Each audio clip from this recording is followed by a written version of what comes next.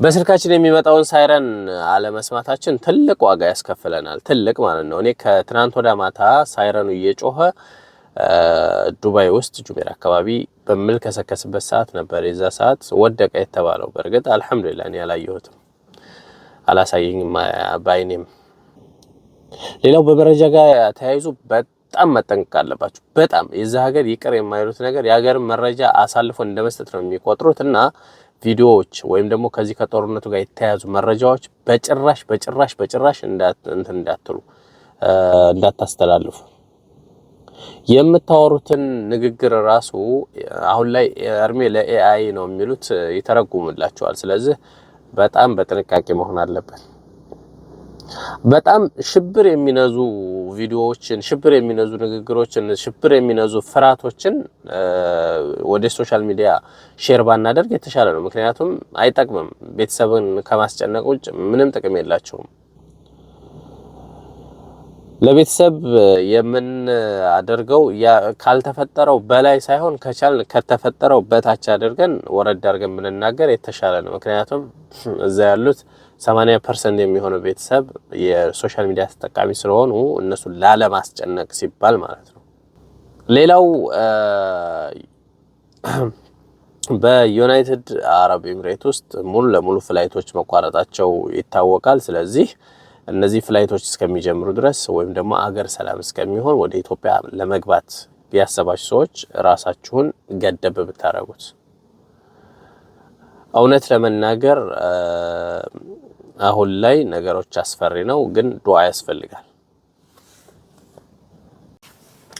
ሰላም አለይኩም ወራህመቱላሂ ወበረካቱ። ውድና የተከበራችሁ ተመልካቾቼ ሰላም ጤና ፍቅር በያላችሁበት የዓለም ዳርቻ ይድረሳችሁ። ክብራንና ክብራን ተመልካቾቼ እንግዲህ ከጠፋሁ በጣም ቆይቻለሁ። አዱንያ እንደዚህ ነው። የሆነ ሰዓት ላይ ትሞላለች፣ የሆነ ሰዓት ላይ ደግሞ አትሞላም። ህይወት እንደፈለጋችሁትም ላይጓዝ ይችላል። ይህን ሰራዋለሁ ብላችሁ ታስባላችሁ፣ ነገር ግን የሚፈቅድላችሁ ደግሞ አላህ ነው። እሱ ካልፈቀደ የሚሆን ነገር የለም ማለት ነው። ለማንኛውም እኔ በጣም ሰላም ነኝ አልহামዱሊላህ። ዛሬ የመጣሁት በሰሞኑን ጉዳይ ብዙዎቻችሁ ተጨንቃችሁ፣ ብዙዎቻችሁ ደግሞ አስባችሁ ይሄ ነገር እንደዚህ ነው ምንድነው ነገሩ ምናምን እያላችሁ የጠየቃችሁ ሰዎች አላችሁ ማለት ነው። እናንተን ጀዛኩሙላሁ ኸይራን። ያው የረሳችሁኝም እንዳላችሁ ናችሁ። የረሳችሁኝ ደግሞ እንግዲህ ያው ተከስቻለሁ። ስለዚህ አስታውሱኝ ማለት ነው። አላኩል ሐልን በነገራችን ላይ ከሚዲያ መጥፋትም ፈልጌ ነበር። በአንድ በኩል ለሁለት አመታት ያህል ተከታታይ ሰርቼበት አይደለም። እንደሚታወቀው ሰሞኑን በዩናይትድ አረብ ኤሚሬት እንደዚሁም ደግሞ በመካከለኛው በባህር ሰላጤው ሀገራት የተለያየ ነገር ያው ትሰማላችሁ፣ ግልጽ ነው ማለት ነው። ለነገሩ ኢንፎርሜሽን እንደልባችን ሙሉ ለሙሉ ማቅረብ ያው የሀገሪቱ ህግ አይፈቅድምና ነው ከኢንፎርሜሽኑ ዝም ብለን ራቅ ያልነው ማለት ነው እንጂ እያንዳንዱን አፕዴት የሆኑ መረጃዎችን ለእናንተ መስጠት እንፈልግ ነበር ማለት ነው። አንዳንድ ነገሮች ግን የሆነ የሀገሪቱ ህግ ካልፈቀደው ትንሽ እዚህ ሀገር ጠበቅ ያደርጋሉ፣ ችግር ነው ማለት ነው። አልሙሁም ግን ደህና ነን አሁን ላይ። እስካሁን ይሄ ነው የሚባል እዚህ ቦታ እንደዚህ ነው ጉዳት ደረሰ የሚባል ነገር የለም።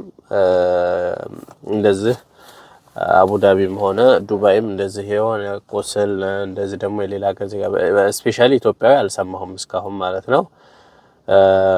በተቻለው አቅም ደግሞ ያው ጩኸቱ ሲመጣ በእርግጥ አሁን ላይ ያለው ባህሪ የሆነ የሚል ድምጽ ከመጣ እንዲህ ማለት ነው። በቃ እንዲህ የት ይሆን የሚወድቀው ምናምን ብለን የሆነ የመንቦጃቦጅ ነገር ይኖራል ማለት ነው። አላኩል ሐልን ግን ትንሽ ነገራቶች አስፈሪ ናቸው። ምክንያቱም አሁን ላይ እንዳጠቃላይ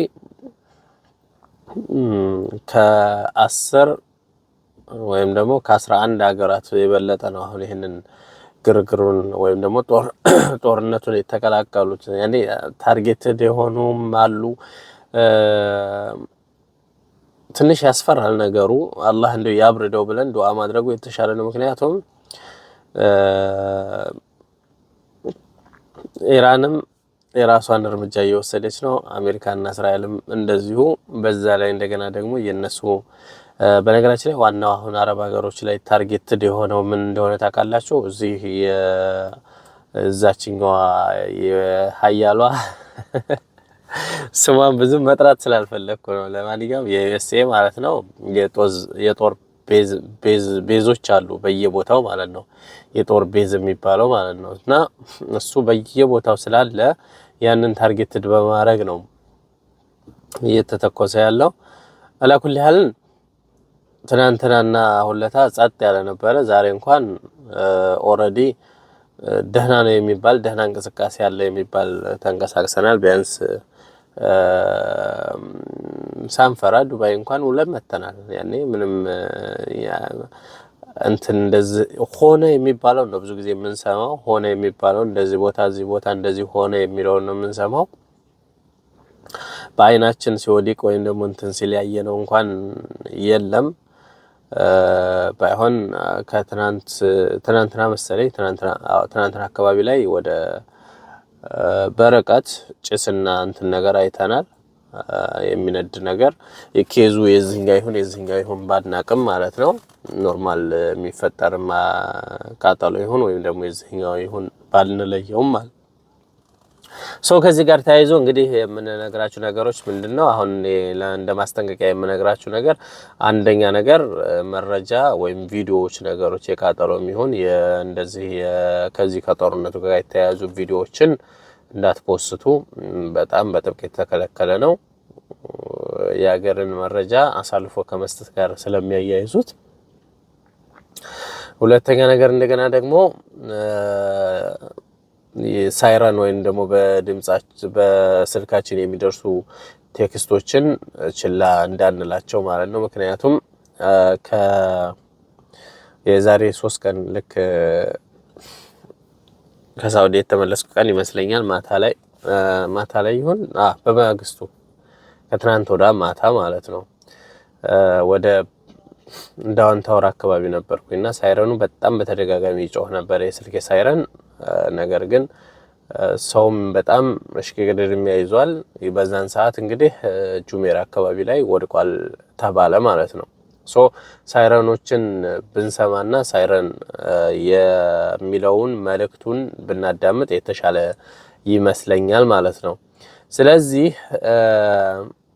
ሌላው እንደገና ደግሞ አሁን ላይ ወደ አገር መሳፈር የምትፈልጉ ሰዎች ትንሽ አስቸጋሪ የሚሆንበት ሰዓት ስለሆነ ብትረጋጉ፣ ባላችሁበት ስቴይ ብታረጉ የተሻለ ነው። ፕላስ እንደገና ደግሞ በጣም ለቤተሰብ የሚያስጨንቅና ክሬዚ የሆኑ መረጃዎችን ባታካፍሉ የተሻለ ነው። ምክንያቱም ምናልባት የእናንተ ቤተሰቦች ሚዲያ ላይ ይከታተሉ ይችላሉ።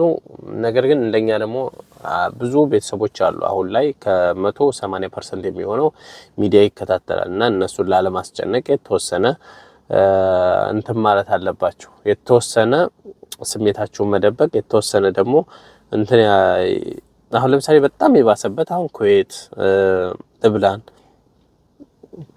እነሱ ብዙ አያራግቡም እያያችሁ ነው። የነሱን ግን የምናራግብላቸው እኛ ነን። ከዚህ ጋር ተያይዞ ግን ለኛ የሚጠቅመው ምንድነው? አሁን ለምሳሌ ወሳኝ የሚባሉ መልእክቶችን ለኛ የሚጠቅሙትን እኛን በእነዛም መረጃዎች ቢያመልጡን አደጋ ውስጥ ልንገባ የምንችልባቸው አሊያም ደግሞ በቃ ወሳኝ ናቸው ብለን የምንላቸው መረጃዎች ነው ሼር መደራረግ አለብን ብዬ የማስበው። በተረፈ እንግዲህ አላህ ይህንን የመጣውን በላይ መልስልን። ይህን ቪዲዮ ላይክ፣ ሼር፣ ሰብስክራይብ ማድረግ አትርሱ። ወደፊት ምናልባት አይታወቅምና ከዚህ ካለንበት ኮንዲሽን ከወጣን ጥሩ ስራዎችን ይዤላችሁ እቀርባለሁ። ልክ እንደስከዛሬው ቢያንስ ለ4 ለ5 አመታት አብረን ስለዘለቅን ማለት ነው።